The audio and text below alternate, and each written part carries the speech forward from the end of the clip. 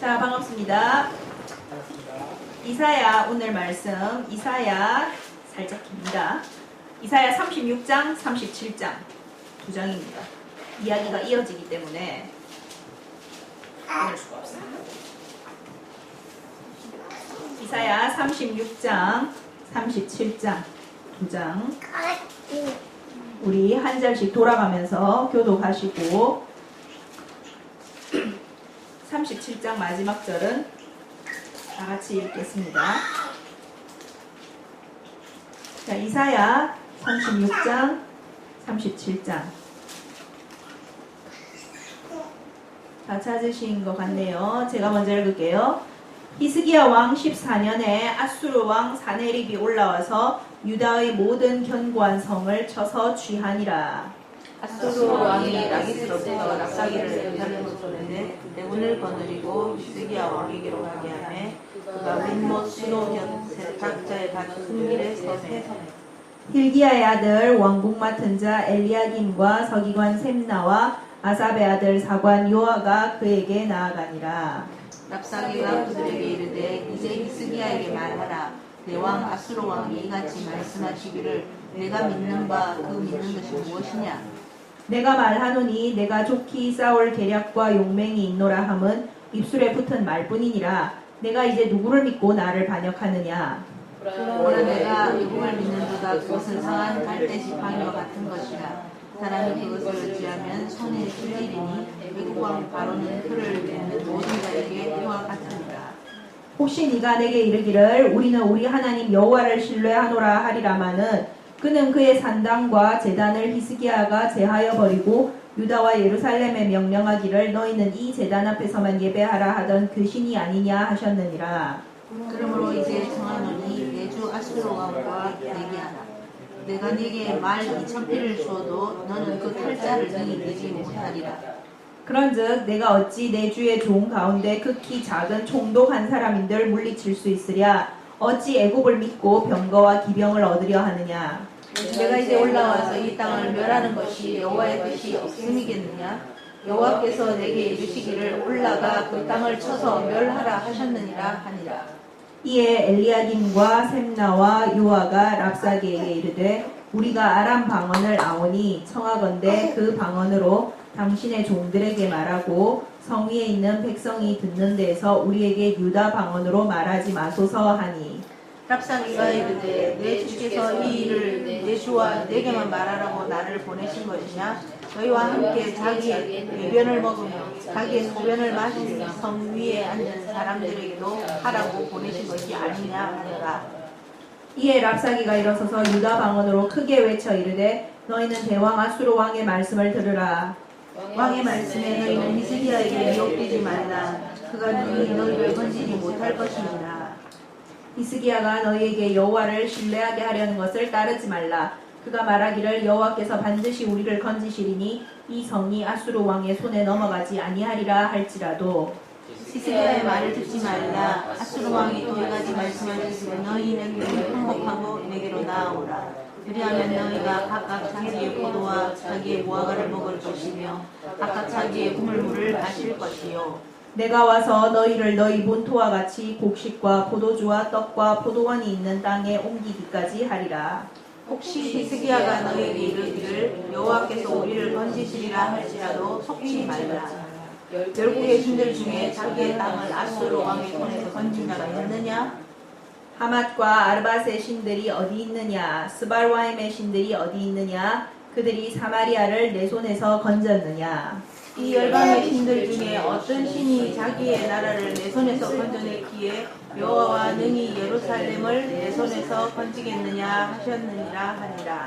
그러나 그들이 잠잠하여 한 말도 대답지 아니하였으니 이는 왕이 그들에게 명령하여 대답하지 말라 하였음이더라. 그때 힐기야의 아들 왕국 맡은 자 엘리야김과 서기관 셈나와 아삽의 아들 사관 요아가 자기의 옷을 찢고 히스기야에게 나아가서 랍사기의 말을 그에게 전하니라. 히스기야 왕이 듣고 자기의 옷을 찢고 굵은 베옷을 입고 여호와의 전으로 갔고 왕국 맡은 자 엘리야김과 서기관 셈나와 제사장 중 어른들도 굵은 베옷을 입으니라. 왕이 그들을 아모스의 아들 선지자 이사야에게로 보내매 그들이 이사야에게 이르되 히스기야의 말씀에 오늘은 환난과 책벌과 능욕의 날이라 아이를 낳으려 하나 해산할 힘이 없음 같도다. 당신의 하나님 여호와께서 랍사게의 말을 들으셨을 것이라. 그가 그의 선전 아수르 왕의 보냄을 받고 살아계시는 하나님을 회방하였은즉 당신의 하나님 여호와께서 혹시 그 말로 말미암아 견책하실까 하노라. 그런즉 바라건대 당신은 이 남아있는 자를 위하여 기도하라 하시더이다 하니라. 그리하여 히스기야 왕의 신하들이 이사야에게 나아가매 이사야가 그들에게 이르되 너희는 너희 주에게 이렇게 말하라. 여호와께서 이같이 말씀하시되 너희가 들은 바 아수르 왕의 종들이 다시 능욕한 말로 말미암아 두려워하지 말라. 보라 내가 영을 그의 속에 두리니 그가 소문을 듣고 그의 고국으로 돌아갈 것이며 또 내가 그를 그의 고국에서 칼에 죽게 하리라 하셨느니라 하니라. 아수르 왕이 라기스를 떠났다 함을 듣고 랍사기가 돌아가다가 그 왕을 만나니 림나를 치고 있더라. 그때 아수르 왕이 구스 왕 비르하가의 일에 관하여 들은즉 사람들이 이르기를 그가 나와서 왕과 싸우려 한다 하는지라. 이 말을 듣고 사자들을 히스기야에게 보내며 이르되 너희는 유다의 히스기야 왕에게 이같이 말하여 이르기를 너는 내가 신뢰하는 하나님이 예루살렘이 아루소 왕의 손에 넘어가지 아니하리라 하는 말에 속지 말라. 아수르 왕들이 모든 나라에 어떤 일을 행하였으며 그것을 어떻게 멸절시켰는지 내가 들었으리니 네가 구원을 받겠느냐. 나의 조상들이 멸하신 열방 고산과 하란과 레셉과 및 들라살에 있는 에덴 자손을 그 나라들의 신들이 건졌느냐. 하맛 왕과 아르밧 왕과 스발와임 성의 왕과 헤나 왕과 이와 왕이 어디 있느냐 하라 하였더라. 히스기야가 그 사자들의 손에서 글을 받아보고 여호와의 전에 올라가서 그 글을 여호와 앞에 펴놓고 여호와께 기도하여 이르되 그룹 사이에 계신 이스라엘 하나님 만군의 여호와여 주는 천하 만국의 유일하신 하나님이시라. 주께서 천지를 만드셨나이다.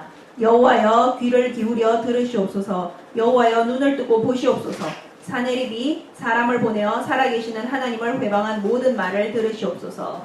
여호와여 아수르 왕들이 과연 열국과 그들의 땅을 황폐하게 하였고 그들의 신들을 불에 던졌사오나 그들은 신이 아니라 사람의 손으로 만든 것일 뿐이요 나무와 돌이라. 그러므로 멸망을 당하였나이다. 우리 하나님 여호와여 이제 우리를 그의 손에서 구원하사 천하 만국이 주만이 여호와이신 줄을 알게 하옵소서 하니라.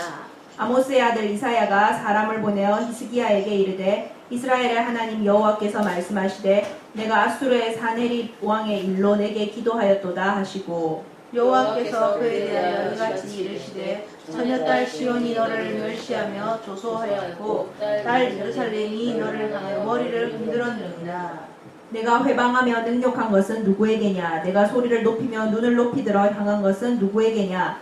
곧 이스라엘의 거룩하신 이에게니라. 네가 내 종을 통해서 주를 회방하여 이르기를 내가 나의 커다란 병거를 거느리고 산들의 꼭대기 올라가며 레바논의 깊은 곳에 이르렀으니 높은 백향목과 아름다운 향나무를 베고 또 그 제일 높은 곳에 들어가 살진 땅의 숲풀에 이를 것이며 내가 우물을 파서 물을 마셨으니 내 발바닥으로 애굽의 모든 하수를 말리리라 하였도다.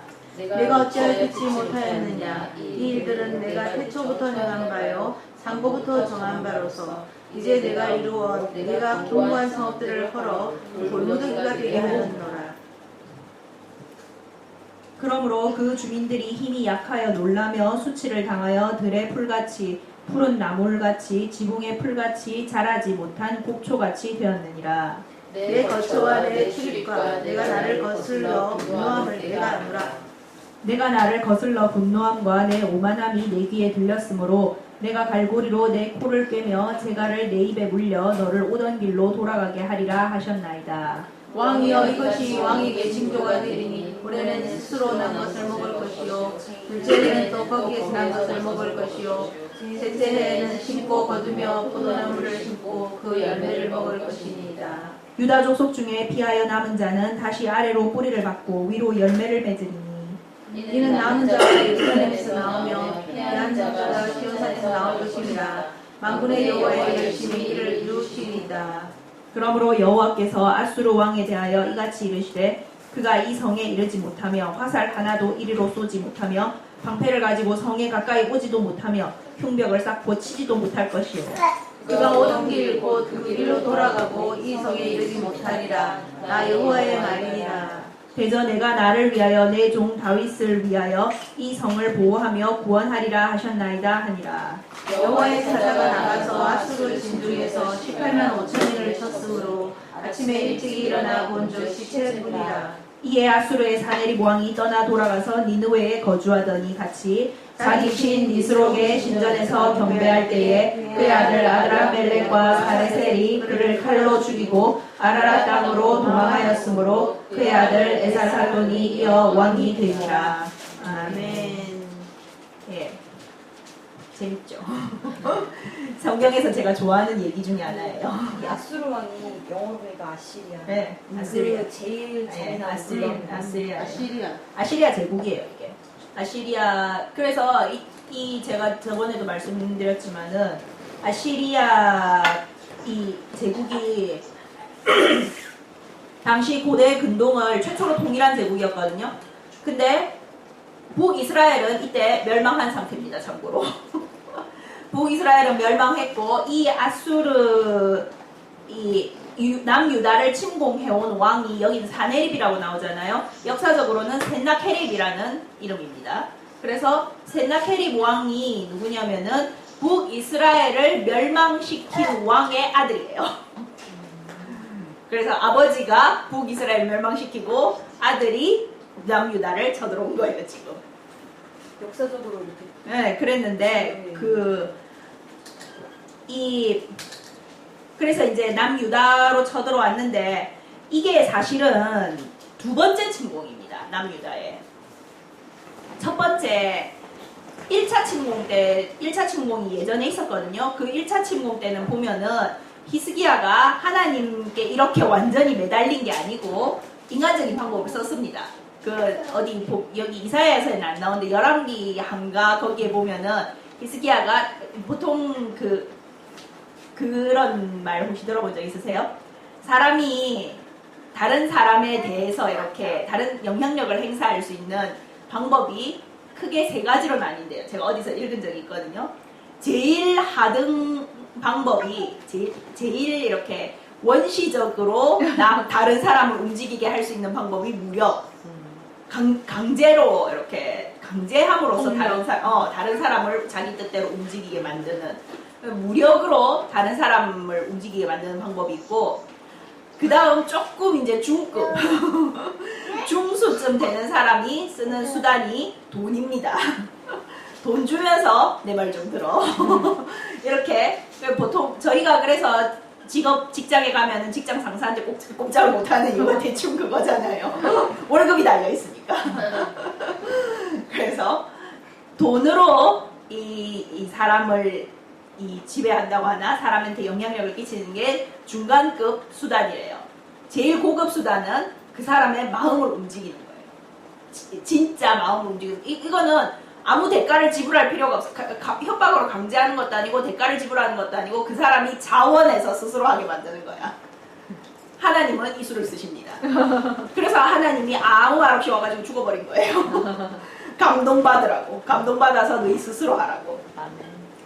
자, 근데 아시리아가 1차 유다를 침입했을 때 히스기야가 중간 단계 수를 썼습니다. 돈을 엄청 아시리아 왕한테 막 많이 줬거든요. 그래가지고 그때 보면은 열왕기 한가 거기 보면은 진짜 하나님의 성전에 있는 것과 왕궁에 이렇게 왕궁과 그다음 이 유다는 하나님의 성전이 왕궁보다 더 휘황찬란한 데니까 왕궁만 들어가도 우리가 베르사유 궁전이나 뭐 이런 거 본 적 있으세요? 이 유튜브나 이런 데서 보면은 금 칠갑이에요, 진짜로. 그게 진짜 금색 페인트를 칠한 게 아니고 진짜 금입니다. 진짜 금을 이렇게 얄팍하게 판으로 만들어가지고 다 때려 입힌 거거든요. 트럼프 방도 그렇고. 트럼프 방식도 그렇고. 네. 그래서 애지간한 왕궁도 다 그 정도니까 히스기야 왕궁도 이스라엘 왕궁도 그랬을 거예요. 남유다 왕궁도. 근데 거기보다 하나님 전이 훨씬 더 화려했단 말이에요. 그러니까 하나님 전은 만드는데 보면은 아예 싸그리 다 금칠갑 하라고 합니다. 근데 이제 돈을 줘야 되니까 히스기야가 그때 어떻게 했냐면은 그 입힌 금을 다 벗겨냈어요. 진짜 보기 싫었을 것 같아. 순식간 아니 우리 집으로 말하자면 순식간에 페인트를 다 벗겨낸 거나 마찬가지잖아. 그것도 이거 벗겨내면 깔끔하게 다 벗겨집니까 어디? 그래가지고 아무튼 그 금을 벗겨가지고 다 줬어. 다 줘가지고 다 줘가지고 이거를 무마시켰었거든요. 그랬는데 그렇게 해가지고 조금 무마했다가 그렇게 인간적인 술수로 써가지고는 한계가 있죠. 이게 2차 쳐들어온 거예요. 아시리아는 이 당시에 고대 근동을 다 통일을 할 야심을 갖고 있었고 또 이때 아시리아가 이제 한창 세를 떨치다가 약간씩 기울기 시작할 즈음이었습니다. 그래 여기 보면은 나중에 37장에 보면은 제임스야 비켜주라. 아니 여기 있으면 안 보여. 자 그래서 이 37장에 보면은 왜 그런 말이 있잖아요. 부스 왕 디르하가가 나와서 자신과 싸우려 한다는 말을 들었다. 이런 식으로 이 아시리아가 막 이렇게 통일을 하고 막 고대 근동을 엄청 지배를 했는데 그 이제 막 이렇게 부스 왕이나 이런 식으로 막 여기저기서 반란이 일어나는 상황이었어요. 그러니까 이 반란도 막 빨리 이렇게 진압을 해야 되고 더 반란 진압을 하려면 그 군사들 그냥 맨입에 갑니까? 성경 충만합니다. 네. 군사들 밥도 먹여야 되고 뭐 장비도 돼야 되고 돈이 들잖아요. 그 돈을 또 충당을 하려고 하면은 또 다른 데를 또 정복을 하든지 그리고 내야 될 거 아니야. 그러니까 더 이렇게 유다를 또 침입하고 그렇게 했던 것 같아요. 그래서 이제 이 유다를 침공을 해왔는데 여기서 36장 1절에 보면은 그렇게 나옵니다. 히스기야 왕 14년에 아수르 왕 사네립이 올라와서 유다의 모든 견고한 성을 쳐서 취하니라. 자, 이때 그래서 예루살렘이 지금 이 이제 36장 전체와 37장 전체는 예루살렘이 포위되어 있는 상황에서 일어나는 거잖아요. 지금 유다는 진짜 바람 앞에 촛불입니다. 유다에서 남은 성은 거의 예루살렘 하나뿐이야. 우리나라 옛날에 6.25 전쟁 때 아시죠? 북한이 다 잡아먹고 부산 하나 남았었잖아요. 그 상황입니다. 남유다가 그 상황이었거든요. 그래서 정말 나라가 이제 진짜 멸망하느냐 마느냐 이 위기에 선 상황이었는데 여기서 이 정말 쭉 막 나오지만은 이 아수르 왕이 직접 온 것도 아니었어요. 랍사게라는 신하를 보냈었거든요. 이름도 신기하지. 네, 개를 보는. 그래가지고 이 신하를 보냈는데 이 신하가 하는 말을 들어보면은 정말 모욕도 이런 모욕이 없습니다. 이 8절에 보면 그러잖아요. 네가 내기를 해보자. 내가 말 2,000마리를 줘도 네 그 탈 사람도 못 내놓을 거라 막 그렇게 말하는 거예요. 그러니 그만큼 진짜 병력이나 이런 데서 너무 어마어마하게 차이가 난다고 딱 까고 들어가는 겁니다. 그러면서 이렇게 이 하나님을 하나님을 믿는 것에 대해서나 또 여기 또 보면은 6절에 보면 그런 말도 하죠. 보라 네가 애국을 믿는도다. 네가 지금 저 이집트 믿고 나한테 그렇게 까부냐. 그 아무 소용없다. 이렇게 말을 하거든요. 근데 이 부분을 보면은 어제 이 구절을 보면서 그런 생각을 했어요. 저기 하는 말이지만은 이 말은 사실 맞는 것 같아요. 맞는 말인 것 같아요. 왜냐면은 성경에서 이집트는 의미하는 바가 세상이거든요. 이집트를 의지한다는 거는 우리 영적으로 풀이를 하자면 세상을 의지한다는 말입니다. 근데 세상을 의지한다는 것은 어떤 거와 같다? 상한 갈대 지팡이와 같다. 네. 세상 사람이 하는 말이지만 참 맞는 말을 한다. 세상 사람도 근데 가끔씩 보면은 조금 똑똑한 사람은 조금 조금 맞는 말을 합니다. 뭐 돈 의지하면 안 된다. 뭐 사람 함부로 믿으면 안 된다. 뭐 조금 맞는 말을 하잖아요. 약간 그런 것 같아요. 유다한테 애굽을 이집트를 믿으면은 상한 갈대 지팡이와 같아서 네가 그걸 의지하면 손이 찔린다. 그렇게 말하거든요. 애굽 왕 바로는 그를 믿는 모든 자에게 이와 같으니라. 갈대는 여러분 갈대 아시죠? 갈대는 전 다른 건 몰라도 지팡이로 쓰기엔 별로 안 좋은 것 같아요. 먼지털이로는 쓸 수 있을 것 같은데 지팡이는 내가 내 몸무게를 지탱할 만큼 강해야 되잖아요. 근데 얘는 강한 거는 못하고 조금만 힘을 주거나 이렇게 하면은 갈대는 특징이 쫙 쪼개지잖아요. 그러면서 진짜 저도 갈대 베어본 적 있거든요. 손. 이게 손가락이나 이런 데 은근히 종이에 베이는 것처럼 싹 베어요. 그래서 이 아수르의 랍사게가 이집트를 믿는 거는 그 꼴 난다. 이집트 믿으면 도리어 니만 다친다. 믿을 게 못 된다 그놈은. 그렇게 말을 하는 겁니다. 사실 맞는 말입니다. 우리가 세상을 믿으면은 세상은 우리한테 이와 같습니다. 아멘. 정말 상한 갈대 지팡이처럼 딱 의지하려고 하는 순간 의지는 고사하고 내가 더 다칩니다. 그거 없는 이만 못해요. 갈대 지팡이 안 짚었으면 차라리 손이나 안 비지. 그죠? 아멘. 자, 그래서 여기서 이 애굽을 믿지 마라 라고 하면서 근데 여기까지는 좋아 그래. 근데 7절에 보면 바로 해소를 하기 시작합니다.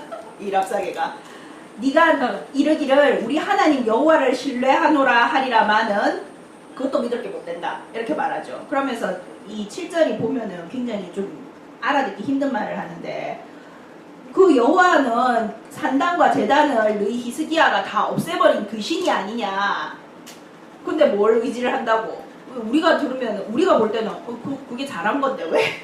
그게 잘한 거서 하나님한테 점수 딴 건데 그게 왜? 이렇게 싶잖아요. 이게 그래서 어떤 의미냐면은 이 다른 나라든 자기들이 신을 섬기는 방식이 산당이나 제단이나 이런 데서 막 제물을 드리고 있거든요. 자기들 식대로 생각을 한 거야. 자기들 식대로 생각을 했을 때 신에게 제사를 드리려고 하면 산당도 많이 있어야 되고 제단도 많이 있어야 되고 막 하는데 이 왕이 신의 산당과 제단을 다 없애버렸대. 그럼 자기들이 생각할 때 저 왕은 저 신을 별로 공경하지 않는가 이렇게 되는 거예요. 그래서 그 신 별로 공경하지도 않았는데 뭐 그 신이 누구한테 그래 잘해줄까봐 이런 식으로 말을 하는 겁니다. 하나님을 그러니까 완전히 오해하고 있는 거죠. 하나님과 히스기야 간의 관계를. 그리고 그러고는 저 15절부터 아주 제대로 협박을 합니다. 그러면서 이렇게 여호와를 믿지 마라 막 이렇게 막 말을 하죠. 그리고 또 37장 8절에서부터 다시 한 번 더 글로 써가지고 아주 글로 쓰면 안 됩니다. 증거를 남겨요. 증거를 남겨가지고 아주 하나님을 또 모욕을 해요. 그래서 막 이렇게 모욕을 하는데 여기에 대해서 이 이스라엘 사람들과 히스기야 왕의 반응이 재밌습니다. 아이고.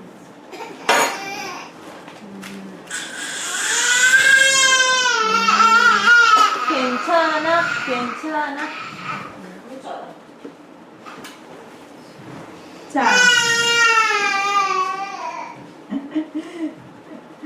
자, 이렇게 막 하나님을 모욕하고 하나님의 백성인 이스라엘 백성 자신을 모욕하고 하는 데에 있어서 히스기야 왕과 그 신하들이 어떻게 반응하느냐. 36장 21절 22절을 보면은 21절에 나와 있어요. 잠잠하여 한 말도 대답지 아니하였으니. 그렇게 제가 어제 보면서 좀 은혜를 받았던 게 받았던 부분 중에 하나가 이거였거든요. 우리는 보통 우리가 오해를 받거나 또 특히 우리 신앙에 대해서 누가 막 뭐라 하거나 이러면은 열이 받아가지고 막 이렇게 반론을 하려고 들잖아요. 그 사람을 설득시키려고 들고 막 내가 이해하고 있는 바나 이런 걸 막 말을 하려고 하잖아요. 싸우기도 하고. 근데 여기서 히스기야는 이 말도 안 되는 이 하나님이 하라고 하나님이 기뻐하는 거를 했는데 하나님이 도리어 하나님한테 잘못 보이는 짓을 한 거 아니냐라고 하는 오해를 하는 것부터 너가 하나님 뭐 별거 아니다 하는 말까지, 그리고 심지어는 그런 말도 하죠. 36장 10절에 보면은 내가 이제 올라와서 이 땅을 멸하는 것이 여호와의 뜻이 없음이겠느냐. 내가 이렇게 하는 것도 다 너가 하나님이 시켜서 하는 거야 라는 그런 신앙의 근간을 흔드는 말까지.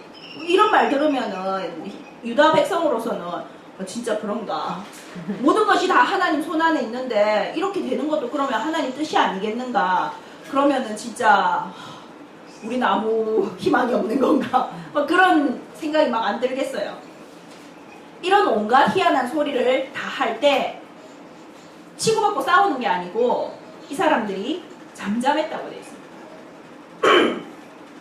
그래서 우리도 진짜 세상에서 살아갈 때나 또는 때로는 진짜 다른 그리스도인으로부터, 소위 그리스도인이라고 하는 다른 사람들로부터 우리가 살아가는 방식이나 살아가는 것에 대해서 이렇게 오해를 받고 질타를 받을 때가 있는 것 같아요. 그러면은 우리가 할 일은 막 그 사람들하고 싸우고 치고받고 그 사람들을 설득하고 하는 게 아니고 그냥 조용히 우리 갈 길을 계속 가면 됩니다. 아멘. 이번 주에 제가 이번 주하고 다음 주가 기말고사 기간이거든요. 이번 주는 기독교 역사 기말고사였어요. 그래가지고 기독교 역사를 진짜 초대교회부터 저 현대 조용기 목사님도 나오시더라고요. 조용기 목사님까지 다 훑었는데 그 중에 이제 세계 1, 2차 대전 날 당시에 그쯤에 신학과 뭐 교회와 이런 교회사를 보는데 그 당시에 굉장히 유명하신 목사님이 본회퍼 목사님이라고 계세요. 독일에서 독일 목사님이신데 나치에 완전 계속 반대하다가 결국 나치 그 수용소에서 목매달려서 돌아가신 분이거든요. 그래서 그때 많이 돌아가셨더라고. 보네퍼 목사님이랑 보네퍼 목사님 브라더랑 보네퍼 목사님, 그러니까 저 뭐라고 해야 되나, 처남인가? 그렇죠. 처남 둘까지 다 같이 목매달려 죽었더라고요. 근데 이 보네퍼 목사님 글을 제가 조금씩 읽게 되거든요. 이 공부를 하면 워낙 유명하신 분이니까 글을 많이 쓰셨고 읽게 되는데 보네퍼 목사님 글이 굉장히 참 좋더라고요. 제가 가끔씩 잘 말씀드리는 우리 신학교에 이한 목사님이라고 제가 좋아하는 분 계신다고 했잖아요. 저 보네퍼 목사님 글을 보니까 이한 목사님 보네퍼 목사님 글을 많이 뺏기셨구나. 뺏기신 건 아닌데 영향을 많이 받으셨어. 보니까 이한 목사님이 디사이플 교재에 써놓으신 예화나 드는 성경 구절이나 이런 게 보네퍼 목사님 그대로 딱 드러났더라고. 보네퍼 목사님 영향을 많이 받으셨구나 이랬는데, 보네퍼 목사님의 제가 읽은 글이 Call to Discipleship 이라는 글이 있었어요. 제자 훈련으로의 부르심이라는 글인데, 거기에서 보면서 참 진짜 감동적이었던 말이 그래놨더라고요. 제자가 된다는 것은 어떤 구절을 집었냐면은 레위 있잖아요. 마태를 부르는 장면을 이제 딱 드러났더라고요. 예수님이 마태를 불렀잖아요. 나를 따르라 라고 했을 때 마태가 그 당시에 그 말을 들을 때 뭐 하고 있었어요? 세금 계산하고 있었거든요. 자기 일을 하고 있는 중이었어요. 근데 나를 따르라 라는 말을 들었을 때 바로 세금통이고 돈이고 나발이고 다 집어던지고 일어나서 따라갔습니다. 그래서 보네퍼 목사님, 이게 디사이플이다. 아멘. 디사이플은 이럴까요 저럴까 어떨까 저떨까 재고 자시고 가르침을 받고 이런 거는 부차적인 거고, 디사이플, 예수님의 제자가 된다는 거는 예수님이 오너라 라고 했을 때 아무 말 없이 그 길을 그냥 따라가는 사람이 예수님의 제자인 거다. 그러면서 제자의 삶은 어떤 삶이냐? 제자의 삶은 이때까지는 우리가 예상하고 계획하고 이성적으로 합리적으로 살던 삶에서 제자가 되면은 그때부터는 비이성적이고 비논리적이고 전혀 알 수 없고 아주 충동적으로 사는 것처럼 보이는 그런 삶으로 들어가는 것이다. 정말 인간은 이전에는 인간으로서 사는 것이었다면은 제자가 되고 나면은 정말 하나님의 자녀로서 하나님과 같이 사는 그게 제자의 삶이다. 그렇게 본일 보목사님이 말씀을 해놓으셨더라고요. 그러면서 그 길을 가는 데에 있어서 그 길을 가기 때문에 그렇게 살면은 다른 세상 사람들이 볼 때는 당연히 우리가 사는 삶은 이상하고 비이성적이고 합리적이지 않고 정말 어떤 면에서 보면 계획도 없이 무계획으로 살아가는 것처럼 보입니다.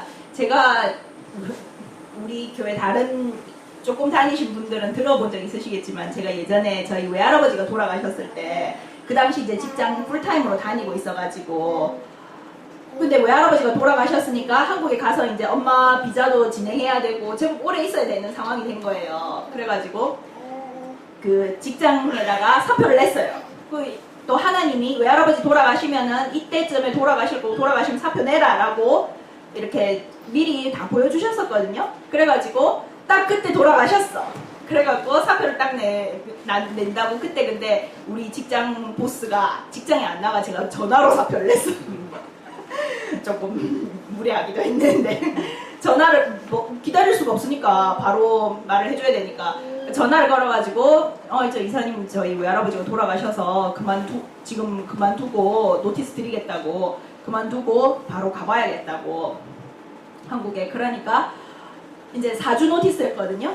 그래 저희 이사님이 아니 가이씨 그러면은 돌아오시면은 이렇게 바로 그만두시면 어쩌라고 돌아오시면 어쩔 거냐고 한 달 뒤에 돌아오시면 어쩔 거냐고 그러면 그럼 그때 가서 생각하죠 뭐 그랬어요. 그러니까 이사님이 아니 가이씨 인생을 한 달 단위로 계획하고 사세요 그러시는 거예요. 아니요 하루 단위로 사는데요. 내일 걱정하지 않아. 네 아니 성경은 하루 단위로 살라고 돼 있어요. 아멘. 내일 일은 내일 걱정하라. 그래 이사님이 순간적으로 말이 막혔어. 일단 내일 와서 얘기합시다. 근데 그게 제자의 삶입니다. 아멘. 오늘 보목사님이 말씀하신 것처럼 제자는 내일 일 걱정하지 않고 하루 단위로 삽니다. 이상한 거 맞죠? 그렇지만 그게 진정한 삶이에요. 그거를 막 다른 사람한테 굳이 알게 하고 납득시키려 들고 설득시키고 싸우고 할 필요는 없습니다. 왜냐면 어차피 못 알아들어요. 알아들을 수 있다면 뭐 그것도 하는 것도 나쁘진 않는데 어차피 자신이 그 사람들 스스로가 그 수준에 올라와서 그 은혜를 경험하기 전에는 어차피 무슨 말인지 모릅니다. 아멘. 도저히 알 수가 없어요. 우리 제임스한테 지금 인터넷을 가르치면 알아듣겠어요 제가. 왜? 그냥 태블릿을 집어던지겠지. 태블릿은 이렇게 쓰는 거야 라고 하면은 그게 아니고 태블릿은 이렇게 치는 거라고 자기는 생각하겠지. 그렇지. 그게 뭔지 모르니까. 그렇지만 얘가 조금 커서 이제 학교쯤 들어가고 이렇게 되죠. 장담하는데 우리보다 인터넷 더 잘 씁니다. 다 알아요. 그때쯤 되면. 능력이 생기면은 자연스럽게 알게 되는 거하고 비슷하거든요. 아멘. 그래서 그 사람 우리가 가는 길을 알지 못한다, 이해하지 못한다. 그래서 우리 찬송에도 그런 찬송 있잖아요. 천성을 향해 가는 성도들아 할 때 너 가는 길을 누가 비웃거든 확실한 증거를 보여주어라. 성령이 친히 감화하여 주사 저들도 알게 될 것이다. 아멘. 우리가 그 사람들 다른 사람들이 우리를 비웃고 우리가 사는 방식을 이해하지 못하고 할 때에 우리가 할 일은 그 사람들을 위해서 기도해주고 우리가 가는 길을 끝까지 그냥 꿋꿋이 가는 겁니다. 아멘. 가면은 증거가 나와요. 아멘. 그런 말 아시죠? 하나님의 맷돌은 천천히 돈다고. 네, 이거는 심판뿐만 아니고 하나님의 역사도 좀 그렇습니다. 하나님께서 일을 하시는 것도 결과가 좀 천천히 나와요. 근데 아주 확실하게 나옵니다. 누가 감히 누구도 반박할 수 없을 만큼 튀어나와요. 저희 같은 경우가 그랬잖아요. 한국에서 기초생활 보호 대상자로 살다가 하나님이 딱 역사하기 시작하니까 호주에 집 사갖고 왔잖아요. 뭐 이런 물질적인 축복이 꼭 축복만은 아니에요. 그렇지만은 예를 드는 겁니다. 영적인 것도 마찬가지예요. 정말 뭐 은혜를 못 받다가 어느 순간 갑자기 불 받아가지고 뭐 온갖 은사 다 받고 뭐 예언하고 뭐 그런 사람도 있고, 또 그러다가도 또 거기서 정말 자라가고 성숙해가고 이러는 사람도 있고 뭐 여러 가지입니다. 우리가 다른 사람들을 위해서 해줄 수 있는 거는 그 사람들이 이해를 못할 때 싸우는 게 아니고 다만 잠잠히 있고 그 사람들을 위해 기도하고 우리는 우리 길을 가는 거예요. 아멘. 그래서 그 사도행전에 베드로와 요한과 사도들이 그 막 바리새인들과 대제사장들이 막 안전뱅이 일으키고 했을 때 이걸 어떻게 해야 될지 모르겠으니까 지금 난리가 났잖아. 이 안전뱅이 유명한 사람이거든요. 꽤 유명 인사예요. 왜냐면 맨날 그 성전 앞에 나와가지고 구걸하고 있던 사람이니까. 이 사람을 일으켰으니까 온통 다 알려진 거예요. 이 난리가 났으니까 이걸 어떻게 해야 되나, 이 입막음을 하긴 해야 되는데 어떻게 할 수도 없고, 그래가지고 불러가지고 무서운 얼굴을 하면서 그랬겠지 보나마나. 절대 앞으로 예수의 이름으로 말하지 마라 이렇게 막 이렇게 협박을 했을 때 베드로가 그렇게 말하잖아요. 누구 말을 들을까? 하나님 말을 들을까? 할렐루야. 누구가 직접 생각해봐라. 우리는 하나님 말 들을란다. 우리가 사는 방식이 그겁니다. 아멘. 하나님 말을 듣고 하나님이 가리키는 길로 가면은 우리 삶이 증거가 됩니다. 아멘. 내 삶이 꼭 뭐 성공하고 뭐 자시고 이런 게 아니라고 해도 성공 안 함으로 오히려 증거가 되기도 해요. 저희 아멘. 어머니 같은 경우가 대표적이거든요. 다리가 아프시잖아요. 근데 보면은 다들 보시겠지만 맨날 기뻐. 내보다 훨씬 많이 웃고 훨씬 익사이팅하고 훨씬 춤을 많이 추십니다. 못 믿겠죠. 유튜브에서 찬양 나오고 이러면은 우리 엄마가 맨날 일어나서 춤추고 있고 나는 앉아있고 이래요. 그 기쁨과 그 에너지에 다른 사람들이 반응합니다. 반응하는 걸 많이 봤거든요. 아니 당신은 겉으로 보면 분명히 불행해야 되는 사람인데 다리도 아프고 이런데 왜 그렇게 기쁩니까? 그렇게 물으면서 다가오는 사람들이 많이 있었거든요. 아멘. 저희 어머니 같은 경우에는 그래서 하나님이 다리를 안 나사줬잖아요. 우리는 30일 금식기도를 해, 물도 안 마시고 30일 금식기도를 했는데도 다리를 안 나사줬잖아. 그게 안 낫게 해준 다른 사람의 눈으로 보기에는 어떻게 보면 무슨 저주받았나 싶은 그 부분이 하나님께 영광을 돌리는 부분이고 하나님 앞에 쓰이는 부분이고 아멘. 하나님 앞에 축복받은 부분인 거예요. 하나님의 세계의 법칙은 우리가 생각하는 세상의 법칙하고는 좀 다르거든요. 그래서 우리가 일반 사람들이 재는 방식으로 성공이나 축복이나 이런 걸 재려고 하면은 하나님 나라의 이 법칙에서는 좀 헷갈릴 때가 많이 있습니다. 그러면 제가 보통 그래서 그러죠. 축복의 개념을 잘 모르는구만. 이 개념 공부부터 다시 합시다. 그래서 정말 이 히스기야나 이 사람들이 이렇게 잠잠해서 이 오해를 하고 막 욕하고 비난하고 놀리고 이렇게 할 때 그냥 잠잠히 기도하면서, 그렇다고 환복하지도 않았잖아요. 이 사람들도 그냥 잠잠히 닥치고 소문 닫고 있어. 하나님 올 때까지 기다리고 있어. 그러면은 천사가 와가지고 하룻밤 사이에 18만 5천이 죽는 역사가 나는 거예요. 할렐루야. 그렇게 살아가는 저와 여러분이 되시기를 예수님의 이름으로 축원합니다. 아멘. 자, 그렇게 그러면서 이렇게 이제 막 놀리고 하잖아요. 근데 이렇게 비난하는 말에 히스기야가 이 말을 듣고 완전 이제 통곡을 합니다. 37장에 보면은. 그러면서 37장 3절에 보면은 재밌는 말을 해요. 이사야에게 사람을 보내면서 하는 말이, 오늘은 환난과 책벌과 능욕의 날이라 아이를 낳으려 하나 해산할 힘이 없음 같도다. 어제 이 구절을 보면서 또 은혜가 되더라고요. 우리가 우리 애 낳아 보신 분 여기서 두 분이신데, 저희 어머니는 자는 중에 놓으셨고, 수술해가지고 놓으셨기 때문에, 이제 생으로 낳아 보신 분 한 분 계십니다. 위대하십니다. 네. 자, 잠시 간증을 들어보겠습니다.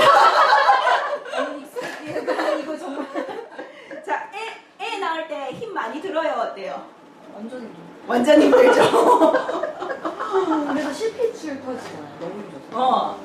그래, 힘이 없으면, 근데 밀어낼 힘이 없으면 애가 안 나오잖아. 위험하죠. 위험해지잖아요. 그죠?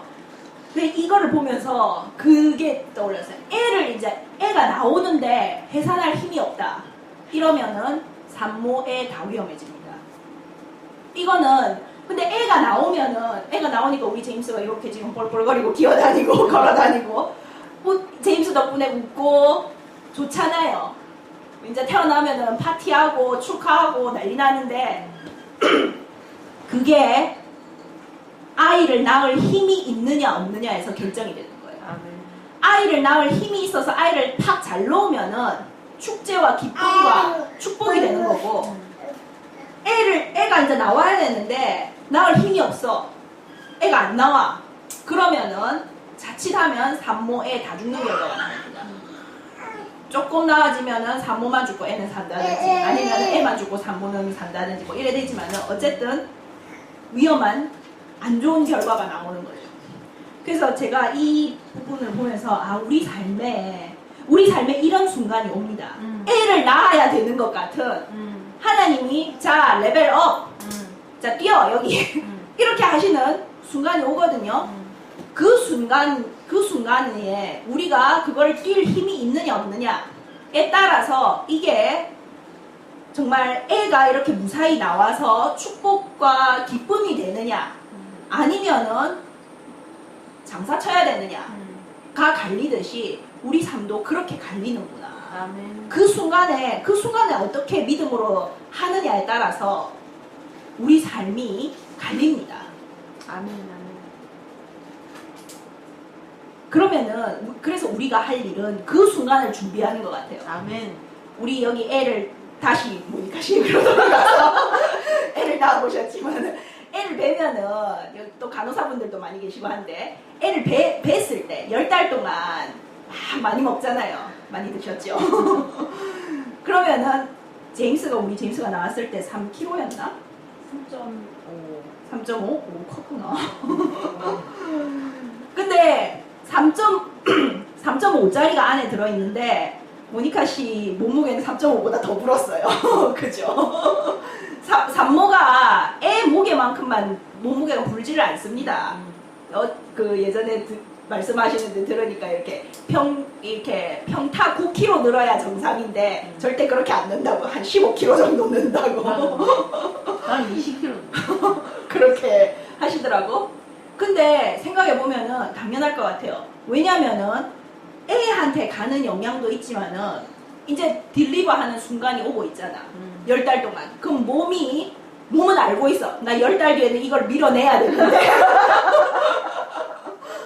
어마어마한 고통과 어마어마한 힘이 들어가야 되는데. 그거를 몸은 알고 있거든. 그러니까 그때 쓸 힘이야. 팍팍 저장해. 아멘. 그렇게 하는 것 같아요. 그래서 산모가 막 많이 먹고 이렇게 하는 것 같아요. 하나님도 그래서 우리가 목회자들이 그러거든요. 하나님이 좀 막 어디 데리고 다니면서 잘 먹이고 이러잖아요. 하나님이 좀 잘 먹이신다. 불안하네. 뭐가 다가오고 있나. 내지는 그러면은 꼭 뭐가 있어도 와요. 누군가가 갑자기 막 뭐가 터진다든지, 뭐 힘을 써야 될 일이 생긴다든지, 뭐가 터져도 터집니다. 하나님도 그래서 우리가 아이를 낳아야 되는 것 같은 인생의 위기이자 축복의 기회인 그 순간이 올 때를 대비해서 하나님이 우리를 계속 막 준비시키고 잘 먹이고 이렇게 하시는 거예요. 아멘. 그래서 하나님이 은혜를 막 주시잖아요. 또는 내가 다른 사람보다 좀 특별한 은혜를 많이 지금 받고 있는 것 같다. 그럼 팍팍 드십시오. 뭔가 오고 있다는 소리이기 때문에. 그때 잘 안 먹으면은 애 낳는 순간에 가서 해산할 힘이 없는 결과가 나옵니다. 위험해집니다.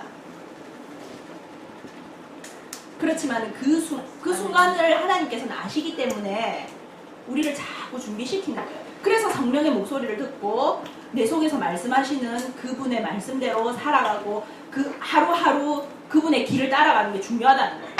왜냐면은 그분의 말씀을 하루하루 따라가야지 하루하루 준비가 자꾸 되는 거지. 내 생각대로 자꾸 막 이렇게 하면은 준비가 제대로 안 되잖아. 우리 산모가 10달 동안 이제 잘 먹으면서 이렇게 막 애를 키우고 자기 몸도 건강하게 만들고 막 이렇게 해야 되는데 그 보니까 그런 게 있더라고요. 첫째 딸에는 뭐 이런 걸 먹고 둘째 딸에는 이런 걸 먹고 뭐 막 그런 게 그대로 있더라고요. 먹었어요. 막 그런 게 있더라고요. 또 간호사분들이나 이런 분들이 더 잘 아실 거 아니야. 첫째 딸에는 이런 거 드시고요. 이때쯤 되면 운동도 좀 해주시고요. 막 이렇게 할 거 아니에요. 그러면은 그런 전문가분들의 말을 잘 듣고 그대로 따라가야지 애도 건강해지고 내 몸도 튼튼해지고 힘이 생기고 하지. 내 생각대로 내가 생각하기에 이렇게 해야 될 것 같아. 막 이러면은 잘못하면은 조집니다. 그래서 우리가 살아가는 것도 똑같아요. 마치 산모를 간호사가 옆에서 이렇게 10달 동안 지금은 이거 드시고요, 지금은 이거 하시고요, 이거는 하지 마시고요, 이렇게 막 도와주는 것처럼 우리 삶을 우리 속에 계신 성령님이 그렇게 도우십니다. 아멘. 지금은 너 지금 이 은혜를 받아야 될 때고, 지금은 여기 들어가야 될 때고, 지금은 이걸 해야 될 때고, 지금은 이걸 연습해야 되고, 지금은 이건 안 해야 되고 이렇게 막 하시거든요. 아멘. 하시면서 더 좋은 거는 간호사는 옆에서 말만 해주지 힘은 못 주잖아. 기껏해야 영양제 하나 놔주는 거지. 근데 성령님은 힘을 주세요. 아멘. 이거 해야 되거든. 내가 그러니까 이거 할 힘을 줄게. 이렇게 하시거든요. 아멘.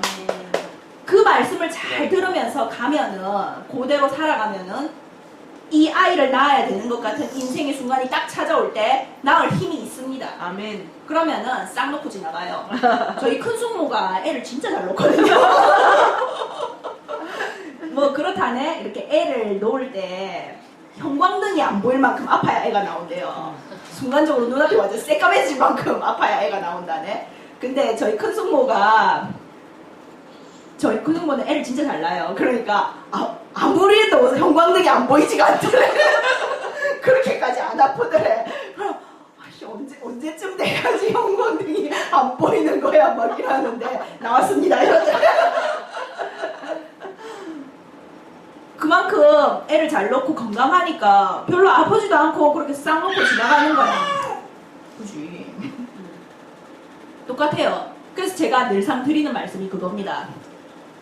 영적으로 어린 상태에서 작은 시험 받는 것보다 영적으로 커서 큰 시험 받는 게 차라리 쉽게 넘어갑니다. 아멘. 건강한 사람이 애 낳는 거는 문제도 아니야. 근데 빌빌하다가 애 낳는 순간 되면은 죽는다니까. 자, 그래서 정말 하나님이 은혜 줄 때 지금은 은혜의 시간이라고 하잖아요. 아멘. 보라 은혜 받을 만한 때로다. 아멘. 예수님이 지금 언제 오실지 오늘 내일 해사는 이 판국에 아멘. 은혜 받을 시간도 어쩌면 그리 많이 안 남았을 수도 있어요. 은혜 받을 수 있을 때 많이 받읍시다. 아멘. 그래야지 우리 삶에서 우리 이 땅에서의 삶에서도 정말 이 아시리아 군사가 한밤에 다 전멸하는 것 같은 이런 하나님의 역사를 체험하면서 살아갈 거고 할렐루야. 영원한 세계에도 정말 하나님과 하나가 되어서 들어가서 그 하나님을 영원히 경험하면서 영원히 누리면서 사는 할렐루야. 그런 삶이 될 것입니다. 그런 저와 여러분 축복을 누리는 저와 여러분이 되시기를 예수님의 이름으로 축원합니다. 아멘. 자, 기도하겠습니다.